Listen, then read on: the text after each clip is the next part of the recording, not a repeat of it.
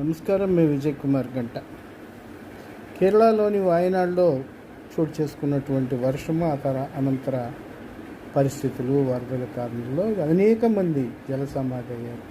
కొంతమంది స్థానికులు, అక్కడ నివసించే వారితో పాటు ఆ ప్రాంతాన్ని సందర్శించడానికి వచ్చినటువంటి పర్యాటకులు కూడా జల సమాధి అయ్యారు. ఇక్కడ ఇంకొక బాధాకరమైనటువంటి విషయం ఏంటంటే, కనీసం తల్లిదండ్రులకు కూడా సమాచారం ఇవ్వకుండా తమిళనాడు ప్రాంతం నుంచి ఇంకా సమీప ప్రాంతాల నుంచి